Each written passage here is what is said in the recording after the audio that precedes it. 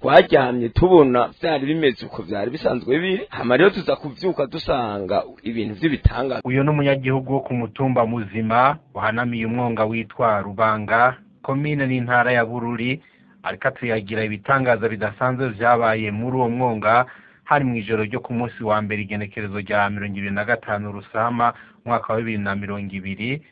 Uwo mwonga ngo warimanyaguye uratemba utembana n'ibiterwa bitandukanye vyari muri uwo mwonga. Bamwe mu banyagihugu bo kuri uwo mutumba bakavuga yuko bidasanzwe kuko ngo imirima yanyitse, barayoberwa ivyabaye mu gihe bari baryamye mw'ijoro ata kintu na kimwe kitameze neza babona muri uwo mwonga.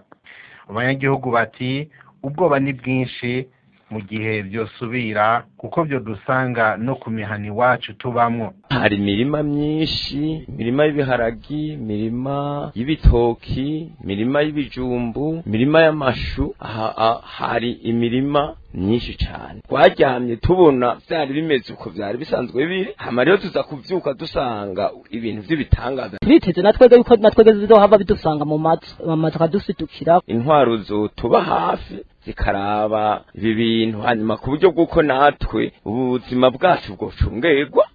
Nayo buramatari w'intara ya Bururi Frederico Niyonzima aremeza aya makuru y'ivyabaye muri uwo mwonga, ariko rero agahanura ababa muri ako gace kwirinda kwegera aho vyabereye mu gihe bakirindiriye kumenya ukuri kw'ivyabaye biyambaje abahinga. Nivyo hariho umwonga uri ku mutumba wa Muzima wisatuye, hama ibumba riraduga hejuru. Abenegihugu rero twarashitseyo turamenyesha yuko atamwenegihugu n'umwe yosubira kuhegera. Natwe nk'ubarongoye twari tuye inzego zibijejwe zarahishikiye ziko ziraraba ivyo ari vyo.